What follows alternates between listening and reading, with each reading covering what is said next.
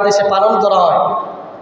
এই জশ্নে জুলুস বা ঈদে মিলাদুন্নবী সাল্লাল্লাহু আলাইহি ওয়াসাল্লাম উৎপত্তি হয়, পালন করা হয়, সেটা হলো রাসূল করিম সাল্লাল্লাহু আলাইহি ওয়াসাল্লামের ইন্তেকালের কয় বছর পর?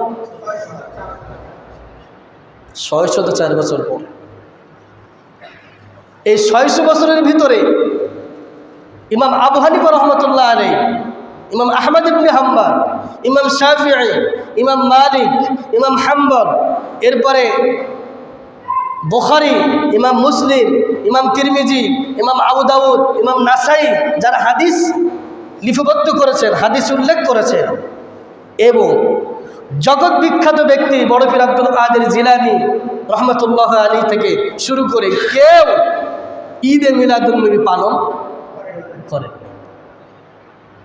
আশ্চর্য আশ্চর্য ব্যাপার। ইমাম আবু হানিফা থেকে শুরু করে বড় পীর আব্দুল কাদের জিলানী রহমতুল্লাহ আলাইহি, সালমান ফারসি রহমতুল্লাহ আলাইহি, এভাবে জগৎ বিখ্যাত ব্যক্তি 600 বছর পর্যন্ত পৃথিবীতে মিলাদুন্নবী চালু ছিল না, তার পালনই করেনি। যারা আমাদের চেয়ে বেশি ভালোবেসেছে রসুলকে, ঠিক কিনা বলেন? আমরা বলি ইমাম আবু হানিফার অনুসারী, আমরা বলি ইমাম আহমদ ইবনে হাম্বলের অনুসারী, আমরা বলি মালিকের অনুসারী, আমরা বলি শাফির অনুসারী, তানারা ঈদে মিলাদুন্নবী পালন করেন, আর আমরা করি। চমৎকার একটি তথ্য আপনাদের সামনে উপস্থাপন করেছি, এটা মনে রাখবেন যে রাসূল করিম সাল্লাল্লাহু আলাইহি ওয়াসাল্লামের পরে 600 বছর পর্যন্ত এই ঈদ মিলাদুন্নবী পৃথিবীতে চালু ছিল না।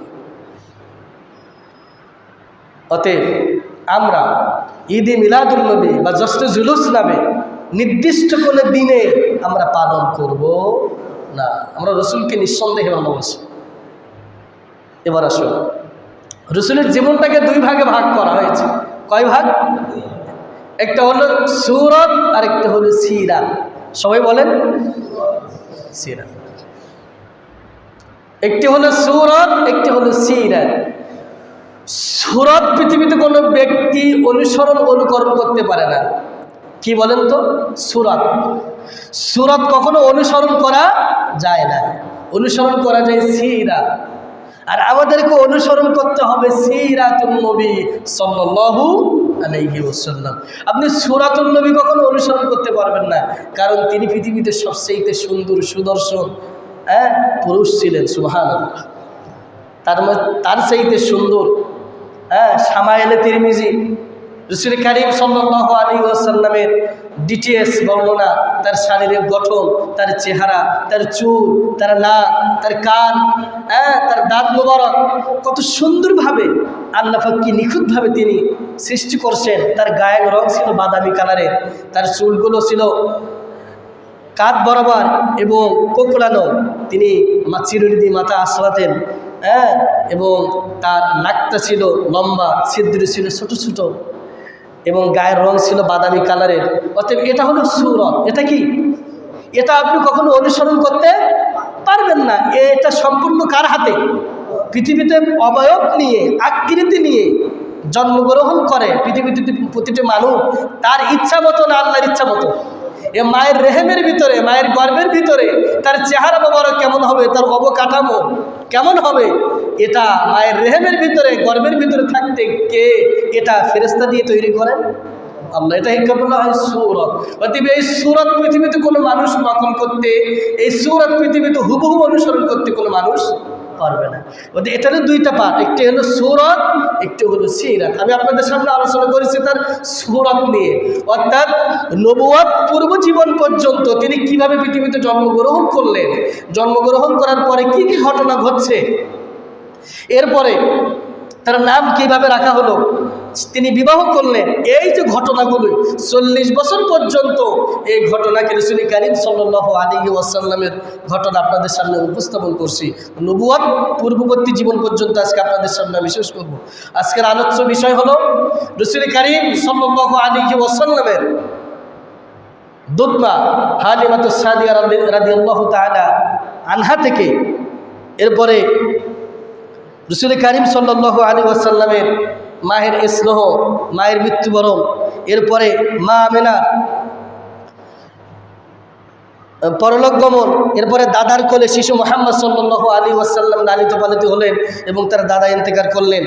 দাদা মৃত্যুর পরে তার চাচা তার দায়িত্ব নিলেন, চাচাও ইন্তেকাল করলেন।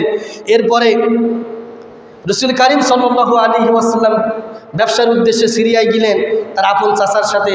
সেখানে একজন খ্রিস্টান পাদ্রী বুহাইরা, এর সাথে দারুণ একটি ঘটনা। এরপরে হিলফুল ফুজুর সংগঠন তৈরি করেন রাসূল কারীম সাল্লাল্লাহু আলাইহি ওয়াসাল্লাম। এরপরে বিবি খাদিজা রাদিয়াল্লাহু তাআলা আনহার সাথে বিয়ে। এরপরে হাজরা আসওয়াদের পাথর উত্তোলন করা, পাথর স্থাপন করা, এই কয়েকটি বিষয় নিয়ে সংক্ষেপে আপনাদের সামনে আজকের জুমার অতীব গুরুত্বপূর্ণ আলোচনা শেষ করার চেষ্টা করবো। আমা তাওফিক ইল্লা বিল্লাহ আলাইহি তাওয়াক্কালতু ওয়া ইলাইহি উনীব। সম্মানিত মুসলিম কেরাম, আসুন, রাসূল কারীম সাল্লাল্লাহু আলাইহি ওয়াসাল্লাম জন্মগ্রহণ করেছিলেন, সেই বারটি কী বার ছিল? সবাই বলেন। এই দিনটি মনে রাখবেন, তিনি সোমবারে জন্মগ্রহণ করেছেন, এটাই নির্দিষ্ট, এটাই হাদিস দ্বারা প্রমাণিত। এখানে কোনো ভেজাল নেই, সন্দেহ নেই যে তিনি যে বারে জন্মগ্রহণ করেছেন সে বারটি কী বার ছিল। আরেকটি নির্দিষ্ট, সেটা হলো রবিউল আউয়াল মাস। কি মাস? রবিউল আউয়াল মাস। কিন্তু তারিখ নির্দিষ্ট নয়। তারিখটা আপনাদের সামনে বলেছে 8 তারিখ থেকে 12 তারিখ, এর যে কোনো একটি দিনই তিনি কি করেছেন? জন্মগ্রহণ করেছেন। এই বিশ্বাস করলে হবে। এ নিয়ে ঝগড়া বিবাদ মারামারি একটা তারিখকে নির্দিষ্ট করে ঝগড়া বিবাদ করে, এটা ঠিক নয়। আমরা রাসূল কারীম সাল্লাল্লাহু আলাইহি ওয়াসাল্লামকে জীবনের চাইতে, সম্পদের চাইতে, সন্তানের চাইতে বেশি ভালোবাসি। কারণ রাসূল কারীম সাল্লাল্লাহু আলাইহি ওয়াসাল্লাম বলছেন, মুসলিম শরীফের হাদিস, লা ইউমিনু আহাদুকুম হাত্তা আকুনা আহাব্বা ইলাইহি মিন ওয়ালিদিহি ওয়া ওয়ালাদিহি ওয়ান নাসি আজমাইন। যতক্ষণ পর্যন্ত তুমি তোমার চাইতে, হে মুমিনগণ, তুমি ততক্ষণ পর্যন্ত মুমিন হতে পারবে না যতক্ষণ পর্যন্ত মিন ওয়ালিদিহি ওয়া ওয়ালাদিহি ওয়ান নাসি আজমাইন, তোমার সম্পদ, তোমার সন্তান, তোমার পৃথিবীর মানুষ যা আছে সবার চাইতে তুমি যদি আমি নবীকে বেশি ভালোবাসতে না পারো, তুমি ঈমানদার নও। অতএব আমাদের ভালোবাসতে হবে, আমি আমার চাইতে বেশি ভালোবাসবো কাকে? মুহাম্মদ সাল্লাল্লাহু আলাইহি ওয়াসাল্লাম। আমার সন্তানের চাইতে, আমার সম্পদের চাইতে, পৃথিবীর সমস্ত মানুষের চাইতে আমি বেশি ভালোবাসবো কাকে? আর এটি যদি ভালোবাসতে না পারি, তাহলে আমি পরিপূর্ণ ঈমানদার মুমিন ব্যক্তি হতে পারবো না। আসুন, রাসূল কারীম সাল্লাল্লাহু আলাইহি ওয়াসাল্লাম সোমবারের দিন জন্মগ্রহণ করলেন। তার মা তার নাম রাখলেন আহমদ এবং তার দাদা তার নাম রাখলেন মুহাম্মদ সাল্লাল্লাহু আলাইহি ওয়াসাল্লাম। রাসূলের বংশ পরিচয় আপনাদের সামনে উপস্থাপন করেছে। এবার আসুন, রাসূলের দুধ মাতা হালিমাতুস সাদিয়া, দারুণ ঘটনা। আসুন আমরা এখান থেকে শুরু করি আজকে, খুব মনোযোগ দিয়ে শুনবেন। মক্কার লোকেরা অধিকাংশ ছিল ধনী, আর তায়েফের লোকেরা ছিল একটু গরিব। এজন্য তারা, তায়েফের মহিলারা, পুরুষেরা মক্কায় আসতো শিশুদেরকে নিতে। কাদেরকে নিতে? শিশুদেরকে নিত। কেন আসতেন? তারা এ কারণেই আসতেন যে শিশুদেরকে যদি আমরা গ্রহণ করি, তার বিনিময়ে আমরা বড়লোকদের থেকে, তার পিতার কাছ থেকে আমরা কোনো কিছু পাবো। অতএব তায়েফের মানুষেরা ছিল গরিব, অসহায়, যার কারণে তারা মক্কায় আসতো ছোট ছোট শিশুদেরকে নিতে। আর তখন শিশুদেরকে দিয়ে দিত, ছোট শিশুদেরকে তারা অন্যের কাছে দিয়ে দিত পালন করার জন্য, লালন পালন করার জন্য। বিনিময় অর্থ সম্পদ, টাকা তাদেরকে দেওয়া হতো। ঠিক তদ্রূপ তায়েফ থেকে হালিমাতুস সাদিয়া রাদিয়াল্লাহু তাআলা আনহা শিশু সন্তানের সন্ধানে কোথাও রওনা দিলেন? মক্কায়। কোথায়? মক্কায়।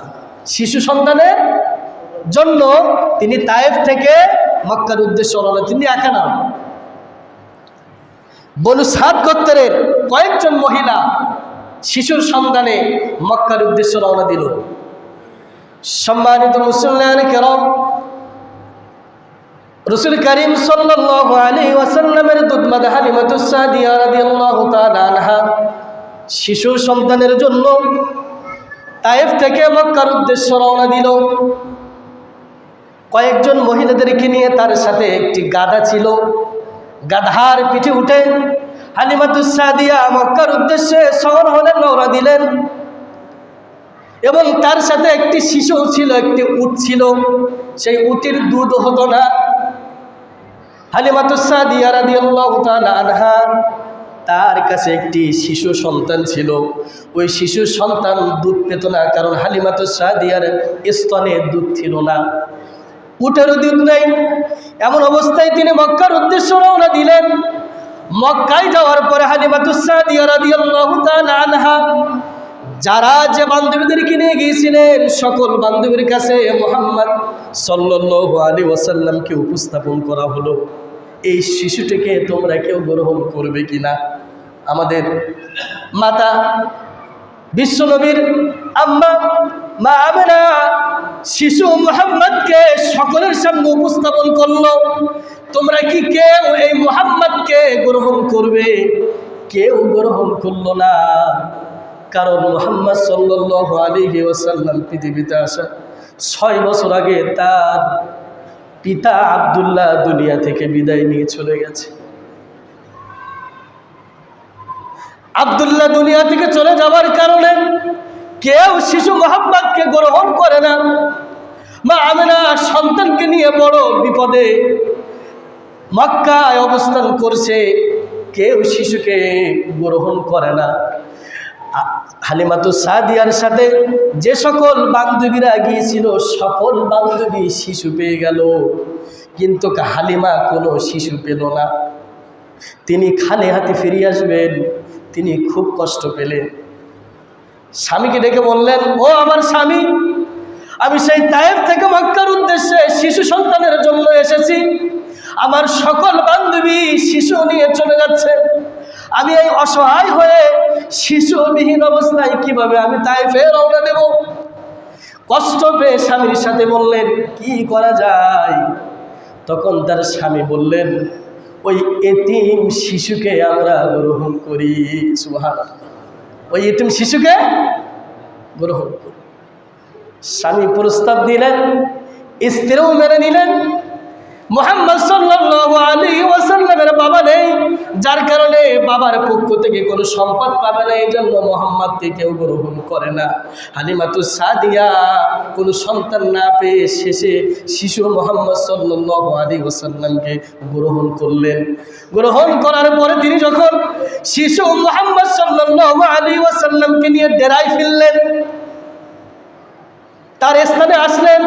আসার পরে মুহাম্মদ সাল্লাল্লাহু আলাইহি ওয়াসাল্লাম হালিমাতুস সাদিয়ার কোলে আসার সঙ্গে সঙ্গে তিনি দেখলেন এর আগে তার স্থলে দুধ ছিল না। তার কাছে একটি শিশু ছিল, সেই শিশু দুধ পান করতে পারছিল না। তার কাছে উট ছিল, উটের স্তনেও দিচ্ছিল না। সারা রাত কান্নাকাটি করেছে, ছটফট করেছে, দুধ খাওয়ার জন্য দুধ ছিল না। যখনই আমার নবী শিশু মুহাম্মদ সাল্লাল্লাহু আলাইহি ওয়াসাল্লামকে করে নিলেন, আল্লাহর কি কুদরত! মুহাম্মদ সাল্লাল্লাহু আলাইহি ওয়াসাল্লাম হালিমাতুস সাদিয়াকে গ্রহণ করার পরে হালিমাতুস সাদিয়ার দুই স্তনে দুধে পরিপূর্ণ হয়ে গেল। শুধু তাই নয়, তার স্বামী চলে গেল উটের কাছে। তার স্বামী উটের কাছে চলে গেল। উটের কাছে যাওয়ার পরে দেখে এই উটের দহনে কোনো দুধ ছিল না, এই উটের স্তনে কোনো দুধ ছিল না। মুহাম্মদকে নেওয়ার পরে ওই উটের কাছে তার স্বামী যেয়ে দেখে ওই উটের দুই স্থানে দুধ পরিপূর্ণ হয়ে গিয়েছে। মুহাম্মদ সাল্লাল্লাহু আলাইহি ওয়াসাল্লামকে গ্রহণ করার পরে হালিমাতুস সাদিয়ার দুই স্থানে দুধে পরিপূর্ণ হয়ে গেল। মুহাম্মদ দুধ স্তন পান করলেন, একটি দুধ। ডান পাশের দুধটি আমার নবী মুহাম্মদ সাল্লাল্লাহু আলাইহি ওয়াসাল্লাম তৃপ্তি করে পেট ভরে পান করলেন। আরেকটি দুধ হালিমাতুস সাদিয়া মুহাম্মদ সাল্লাল্লাহু আলাইহি ওয়াসাল্লামের দুধ ভাইয়ের জন্য রেখে দিলেন। তিনি বাম স্তনে মুখ দিলেন না, নিজের পেট পরিপূর্ণভাবে স্তন থেকে দুধ গ্রহণ করলেন, পান করলেন। এবং উটের দুধ দহন করার পরে হালিমাতুস সাদিয়া এবং তার স্বামী দুজনেই পেট ভরে দুধ পান করে তারা ক্ষুধা নিবারণ করে নিল। সুবহানাল্লাহ। এই কুদরত, এই রহমত কার কারণে? তিনি হলেন মুহাম্মদ সাল্লাল্লাহু আলাইহি ওয়াসাল্লাম। যে গাধার পিঠে উঠে তিনি মক্কায় আসলেন বান্ধবীদের সাথে, তখন তিনি পিছে ছিলেন। ওই গাধা এত দুর্বল ছিল, হাঁটতে পারে না জোরে, দৌড়াতেও পারে না জোরে। আস্তে আস্তে কাবায় মক্কার উদ্দেশ্যে চলে আসলো। আসার সময় তার সাথে যারা ছিল সকলের পিছনে ছিলেন হালিমাতুস সাদিয়া। কিন্তু যখন মুহাম্মদকে কোলে নিয়ে ওই দুর্বল গাধার পিঠে উঠে যখন সওয়ার হলেন তাইফের উদ্দেশ্যে, ওই গাধা এত দ্রুত চলা শুরু করলো, সকলে পিছনে পড়ে গেল। তার বান্ধবীরা ডেকে বলল, ও জুবাইরের কন্যা হালিমাতুস সাদিয়া, কি হলো? থামো থামো, তুমি যে গাধার পিঠে উঠে তাইফের উদ্দেশ্যে বাসায় যাচ্ছ, কি সেই গাধা যেই গাধার উপরে তুমি মক্কার উদ্দেশ্যে এসেছিলে? হালিমাতুস সাদিয়া বললেন, হ্যাঁ, এটা সেই গাধা। তিনি বললেন, নিশ্চয় কোনো কারণ আছে। আসার সময় দেখলাম এই গাধা কত দুর্বল, আস্তে আস্তে হাঁটে, তুমি আমাদের পিছনে ছিলে, কি কারণে তুমি আমাদের সবার আগে উঠে গেলে? নিশ্চয় এর ভিতরে কোনো একটি কারণ আছে। আর সেই কারণটি বোঝার বাকি থাকলো না, কারণ তার কাছে ছিল আমার নবী। সুবহানাল্লাহ। এইভাবে হালিমাতুস সাদিয়া রাদিয়াল্লাহু তাআলা আনহা মুহাম্মদ সাল্লাল্লাহু আলাইহি ওয়াসাল্লামকে গ্রহণ করার পরে, ওই সময় তাইফের ছিল দুর্ভিক্ষের বছর, অভাব অনটনের বছর। মুহাম্মদ সাল্লাল্লাহু আলাইহি ওয়াসাল্লাম থাকাকালীন যতদিন পর্যন্ত মুহাম্মদ হালিমাতুস সাদিয়ার কাছে ছিল, হালিমাতুস সাদিয়ার বকরিগুলো যখন চড়াইতে যেত, রাখালেরা পেট ভরে খেয়ে আসতো, স্তন ভরা দুধ নিয়ে বাসায় আসতো। কিন্তু তাদের বান্ধবীদের বকরিগুলো, উটগুলো, দুম্বাগুলো যখন নিয়ে যেত, খালি পেটে ফিরে আসতো। মুহাম্মদ যতদিন থাকতো ততদিন তাদের সমস্ত বকরিগুলো খালি পেটে আর ফিরে আসতো না। সুবহানাল্লাহ। এ রহমত বরকত পরিপূর্ণ করে দিলেন কে? কয়েক বছর রাখলেন। রাখার পরে মা আমিনার কাছে ওই শিশু সন্তান মুহাম্মদ সাল্লাল্লাহু আলাইহি ওয়াসাল্লামকে নিয়ে চলে গেলেন। যাওয়ার পরে মা আমিনার কাছে সকল বর্ণনা তিনি উপস্থাপন করলেন। মা আমিনা, তোমার এই শিশু সন্তান আমার কাছে থাকার কারণে এই হয়েছে, তুমি আমার কাছে কি একটু রেখে দেওয়া যায় না? তিনি শুনলেন। অনেক জোরাজোরি আকুতি করার পরে আমিনা রাদিয়াল্লাহু তাআলা আনহা আবার হালিমাতুস সাদিয়াকে হালিমাতুস সাদিয়ার কাছে মুহাম্মদ সাল্লাল্লাহু আলাইহি ওয়াসাল্লামকে দিয়ে দিলেন।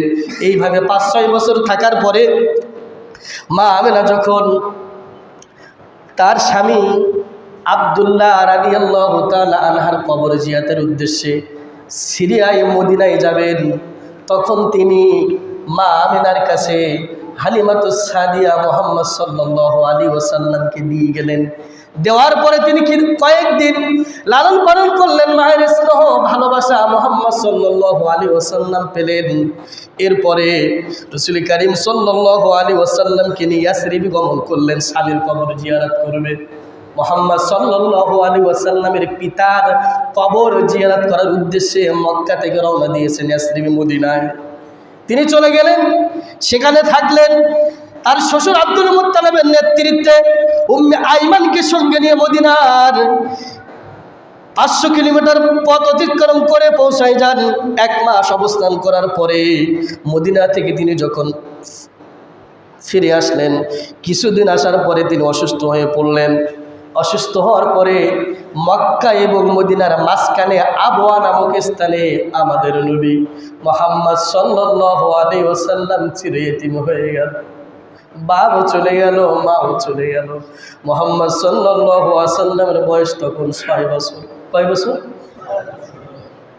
বাবার কবর জিয়ারত করার পরে যখন তিনি বাসার উদ্দেশ্যে রওনা দিলেন, মক্কা এবং মদিনার মাঝখানে আবওয়া নামক স্থানে রাসূল করিম সাল্লাল্লাহু আলাইহি ওয়াসাল্লামের মা চির বিদায় নিয়ে দুনিয়া থেকে বিদায় নিল। নবী এতিম হয়ে গেল, অসহায় হয়ে গেল, বাপও নেই, মাও নেই। রাসূল কারীম সাল্লাল্লাহু আলাইহি ওয়াসাল্লাম বড় এতিম হয়ে গেল। এরপরে তার দাদা আব্দুল মুত্তালিব দায়িত্ব নিল। দায়িত্ব নেওয়ার পরে দাদা আব্দুল মুত্তালিব তাকে অত্যন্ত ভালোবাসতেন, তাকে খুবই যত্ন করতেন, নিজের সন্তানের চাইতে বেশি ভালোবাসতেন। 8 বছর পরে তার দাদা উদ্দিনী রাসূল কারীম সাল্লাল্লাহু আলাইহি ওয়াসাল্লামের বয়স যখন 8 বছর, অর্থাৎ আব্দুল মুত্তালিব 2 বছর লালন পালন করার পরে তার দাদাও দুনিয়া থেকে ইন্তেকাল করলো। এরপরে তার আপন চাচা, কে? আপন চাচা আবু তালেব রাদিয়াল্লাহু তাআলা আনহু, তিনি তার জন্য ওসিয়াত করে গিয়েছিলেন তার দাদা যে আমি মৃত্যুর পরে তুমি আব্দুল্লাহর পুত্রকে দেখাশোনা করবে। ওসিয়াত করলেন, চাচার কাছে দায়িত্ব চলে আসে। আবু তালেব দায়িত্ব নিল মুহাম্মদ সাল্লাল্লাহু আলাইহি ওয়াসাল্লামকে, তাকে অত্যন্ত ভালোবাসতেন। এবং আবু তালেবের ঘটনা ঐতিহাসিক, আমি আপনাদের নবুয়াত পরবর্তী জীবনে আলোচনা করব যে রাসূলের চাচা কি ভূমিকা রেখেছে মুহাম্মদ সাল্লাল্লাহু আলাইহি ওয়াসাল্লামকে দাওয়াতি কাজ পরিচালনা করার জন্য, দিনকে বিজয় করার জন্য, ইসলামকে প্রতিষ্ঠিত করার জন্য তার চাচার কি অবদান ছিল। কিন্তু তার চাচা কি ইসলাম গ্রহণ করছিল? বলেন বলেন, আবু তালেব কি ইসলাম ধর্ম গ্রহণ করছিল? কিন্তু কি অবদান ছিল তার। 40 বছর মুহাম্মদ সাল্লাল্লাহু আলাইহি ওয়াসাল্লামকে তিনি লালন পালন করছিলেন আবু তালেব। সম্মানিত মুসলিম কেরাম, এরপরে মুহাম্মদ সাল্লাল্লাহু আলাইহি ওয়াসাল্লামের বয়স যখন 12 বছর, কয় বছর? 12 বছর, তখন আবু তালেব ব্যবসার উদ্দেশ্যে রওনা হলেন, সিরিয়ায় রওনা হলেন। ব্যবসার উদ্দেশ্যে মুহাম্মদকে সঙ্গে নিয়ে গেলেন। মুহাম্মদ সাল্লাল্লাহু আলাইহি ওয়াসাল্লামকে সঙ্গে নিয়ে যাওয়ার সময় কোন একটি জায়গায় তাঁবু স্থাপন করলেন। রোম অধিকৃত রাজ্যের রাজধানী ছিল সেরা, সেই শহরে বুহাইরা নামক একজন পাদ্রী ছিলেন, খ্রিস্টান। তিনি তার গির্জা থেকে বের হয়ে আসলেন। তিনি কখনো তার গির্জা থেকে এর আগে বের হননি। মুহাম্মদ সাল্লাল্লাহু আলাইহি ওয়াসাল্লামকে দেখে যেখানে আবু তালেব তাঁবু স্থাপন করে ওখানে আছেন বিশ্রামের জন্য, তখন ওই খ্রিস্টান পাদ্রী দেখতে পেলেন কে যেন আসলো। শুধু তাই নয়, তিনি দেখলেন পৃথিবীর সমস্ত জড় প্রদত্ত গাছপালা, মাটির নিচে যত পাখি আছে সকলে মুহাম্মদ সাল্লাল্লাহু আলাইহি ওয়াসাল্লামের জন্য সেজদা দেওয়া শুরু করে দিল। সবাই সেজদা দিচ্ছে, সমস্ত পশু পাখি তরলতা আকাশের সামনে, মাথার সামনে মেঘখণ্ড তাকে ছায়া দিচ্ছে। খ্রিস্টান পাদ্রী তাকে দেখে ফেললেন, বুঝলেন। তিনি তার গির্জা থেকে বের হয়ে আবু তালেবের কাছে যে বলল, একে? তখন বলল, ইয়া আমার ভাতিজা মুহাম্মদ সাল্লাল্লাহু আলাইহি ওয়াসাল্লাম। তখন সেই পাদ্রী বললেন, এগুলো সাধারণ মানুষ নয়, মাসালুহুম ফিত তাওরাতি ওয়া মাসালুহুম ফিল ইনজিল। এই এমন একজন মানুষ যার কথা পৃথিবীর সকল কিতাবে আল্লাহ লিপিবদ্ধ করে দিয়েছেন। এটি কোনো সাধারণ মানুষ নয়, ইনি হলেন মুহাম্মদ সাল্লাল্লাহু আলাইহি ওয়াসাল্লাম। ও আবু তালেব, তুমি একে নিয়ে আর গমন করো না, সামনের দিকে যেও না, কারণ ওরা যদি বুঝতে পারে, খ্রিস্টানরা ইহুদিরা যদি বুঝতে পারে এটি মুহাম্মদ, তাকে হত্যা করে ফেলবে। বুহাইরা তাকে সতর্ক করে দিলেন, ও আবু তালেব, তুমি একে সঙ্গে নিয়ে আর সামনে যেও না, খ্রিস্টানরা যদি বুঝতে পারে একে হত্যা করে ফেলবে। খবরদার, তুমি ওকে বাড়ি পাঠিয়ে দাও, ওকে তুমি মক্কায় পাঠিয়ে দাও। তিনি আশ্চর্য হয়ে গেলেন। তখন আবু তালেব সিদ্ধান্ত নিলেন, আমি আর সামনে আগাবো না। তখন কয়েকজন ব্যক্তিদেরকে নিয়ে তিনি মক্কায় মুহাম্মদকে পাঠিয়ে দিলেন। সুবহানাল্লাহ। আবু তালেব আশ্চর্য হয়ে গেল যে এই গির্জা থেকে যে পাদ্রী কখনো বের হয় না, এবং সে এমন একটি কথা বলল যে কথা এর আগে কখনো শুনিনি সেই মহামানব। তখন তিনি সিদ্ধান্ত নিলেন, মুহাম্মদ সাল্লাল্লাহু আলাইহি ওয়াসাল্লামকে কি করলেন? পাঠিয়ে দিলেন। এরপরে রাসূল কারীম সাল্লাল্লাহু আলাইহি ওয়াসাল্লামের বয়স যখন 20 বছর, তখন ফিজারের যুদ্ধ হয়। এই যুদ্ধটা হয় কুরাইশ এবং কেনানা, বনু কেনানা। এখানে 3 জন ব্যক্তিকে হত্যা করা হয়। এখানে অনেক ক্ষয়ক্ষতি হয়, অনেক ক্ষয়ক্ষতি হয়। রাসূল কারীম সাল্লাল্লাহু আলাইহি ওয়াসাল্লাম ওই যুদ্ধে তিনি তার চাচাদের কাছে তীর উঠাই দিয়েছিলেন। এটা প্রথম যুদ্ধ, ফিজারের যুদ্ধ। রাসূল কারীম সাল্লাল্লাহু আলাইহি ওয়াসাল্লামের বয়স তখন 20 বছর।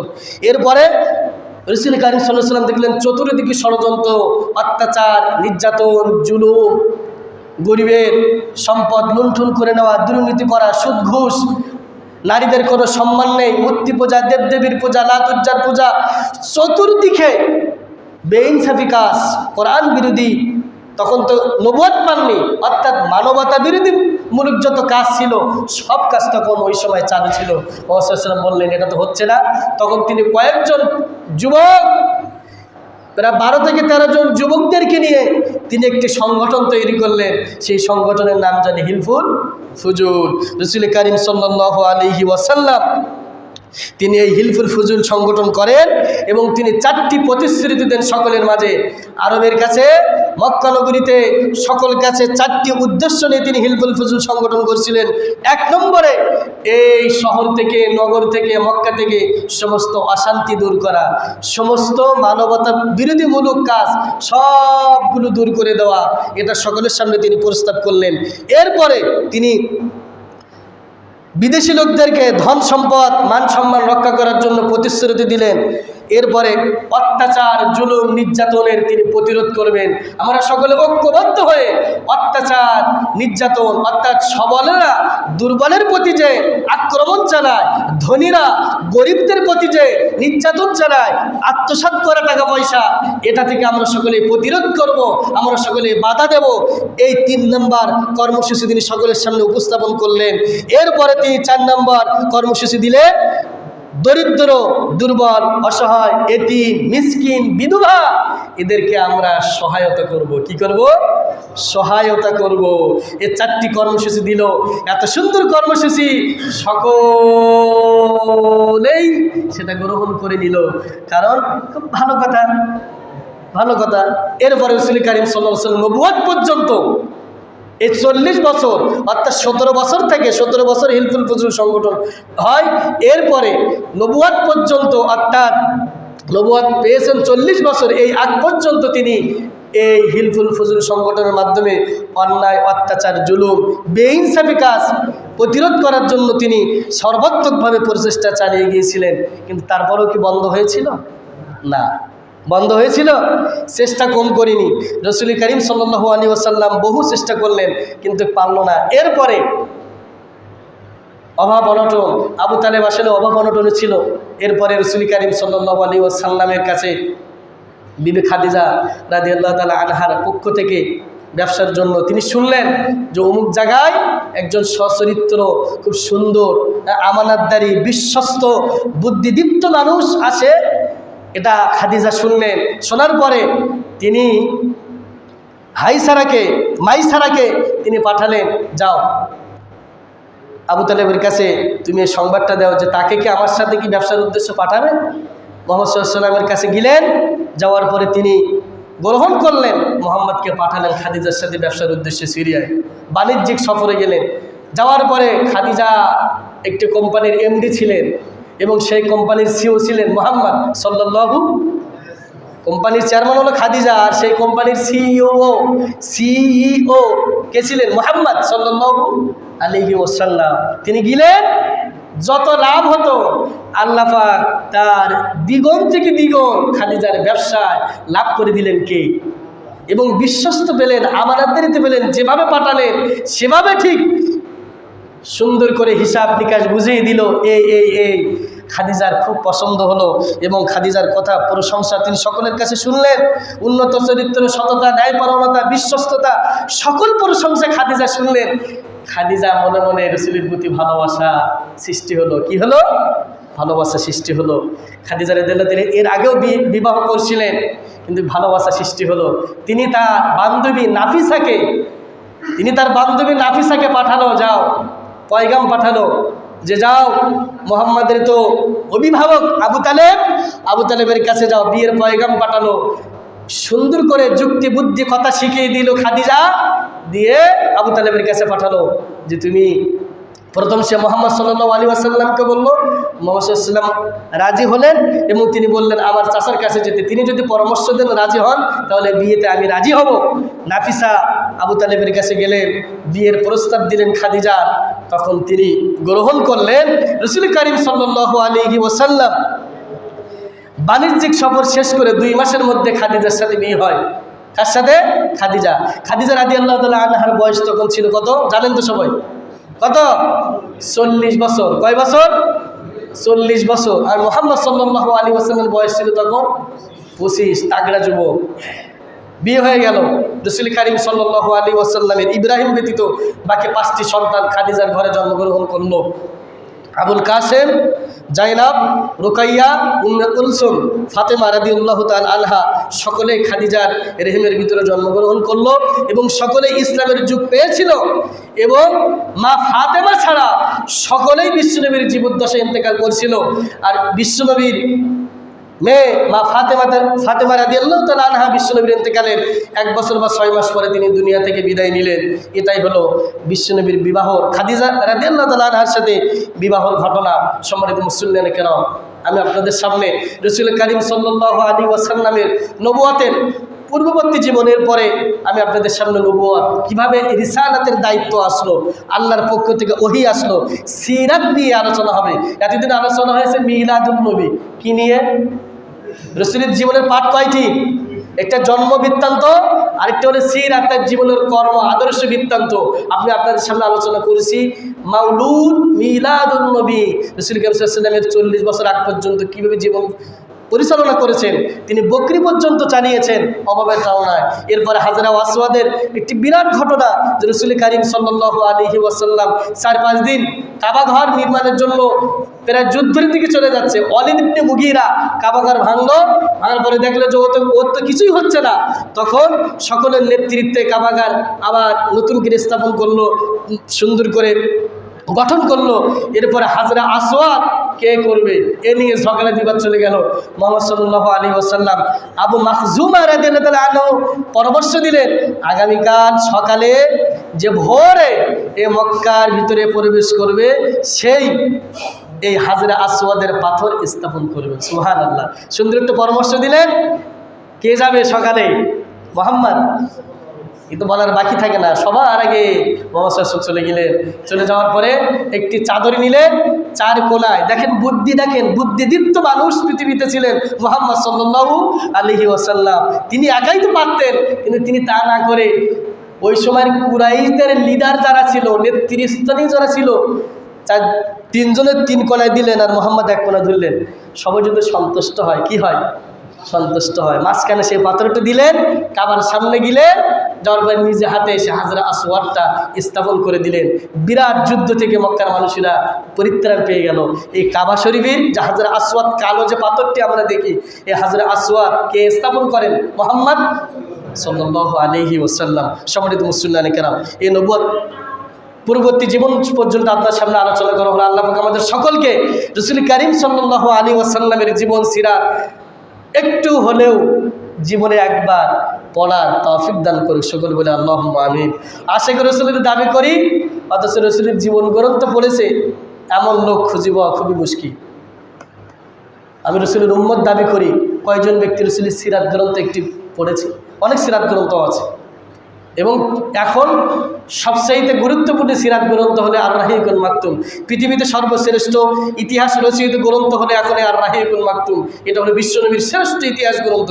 এভাবে অনেক গ্রন্থ আছে, আপনি যেটা পারেন দলিল ভিত্তিক একটু রাসূল কারীম সাল্লাল্লাহু আলাইহি ওয়াসাল্লামের জীবন গ্রন্থ যদি না পড়েন, আপনি উম্মত দাবি করে রাসূলের সিরাত, রাসূলের জন্মকর্ম কীভাবে বুঝবেন? আলোচনা শুনে আপনি বুঝতে পারবেন না। আমি আপনাদের কাছে দাবি করব, আপনাদের কাছে আমি উদাত্ত আহ্বান করছি, রাসূল কারীম সাল্লাল্লাহু আলাইহি ওয়াসাল্লামের জীবন সিরাত গ্রন্থ একটু পড়বেন তো ইনশাআল্লাহ। আল্লাহ আমাদেরকে সেই মন মানসিকতা তৈরি করুন। আসসালামু আলাইকুম ওয়া রাহমাতুল্লাহি ওয়া বারাকাতুহু। সকলে সুন্নাত নামাজ